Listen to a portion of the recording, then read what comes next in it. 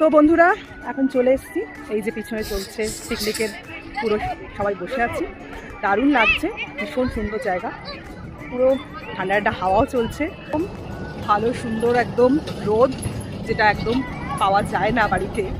তো আজকে পিকনিকে এসে খুব মজা হচ্ছে, আর ভীষণ ঠান্ডা হাওয়া চলছে।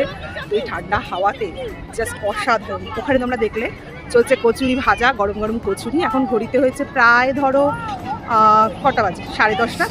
তো আমরা পৌঁছে গেছি, পিছনে সবাই বসে আছে, বন্ধুরা সবাই দাঁড়িয়ে আছে, সবাই এনজয় করছি, ফটোশ্যুট হচ্ছে, রিলও বানাবো।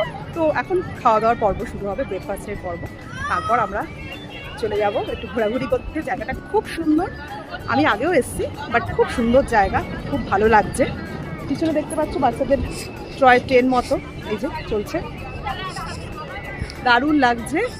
আর আমরা চলে এসেছিলাম সাইট সিন করতে। তো এত সুন্দর সাইট সিন করতে এসে এত ভালো লাগছিল, এত সুন্দর রাজহাঁস দেখতে পেয়ে মন একদম ভালো হয়ে গেছিল। অনেক দিন বাদে বন্ধুরা দেখলাম এরকম রাজহাঁস।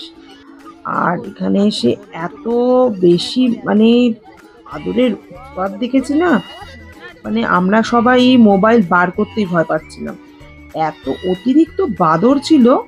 মানে মোবাইল নিয়ে চলে যাবে না কি করবে কিছুই বুঝে উঠতে পারছিলাম না। তো ভয় লাগছিল মোবাইলটা বার করে ভিডিও করতেও, কিন্তু এত সুন্দর জায়গা, না ভিডিও করেও তো আর উপায় নেই। এত সুন্দর ওয়াটার বডি দেখে আমাদের তো মানে সবার দিল গার্ডেন গার্ডেন হয়ে গেয়া।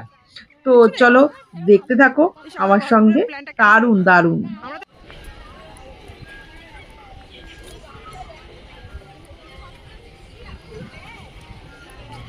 যখন এসেছিলাম স্কুল থেকে তখন তো তারপর এখানে একটা সিঁড়ি ছিল, সিঁড়ি দিয়ে ছোট্ট একটা সিঁড়ি দিয়ে এই উপরে ওঠার জায়গা ছিল। আগে কিন্তু এই জায়গাটা খুব সুন্দর ছিল, আমরা আগে যখন তিলিয়ার লেকে এসেছি তখন এখানে উঠেছি, উঠে খুব মানে চলাফেরাও করতে পেরেছি। কিন্তু এত অসুবিধা এখন এই জায়গাটা দেখলে মনে হবে খুব ছোট জায়গা। চলো টাটা,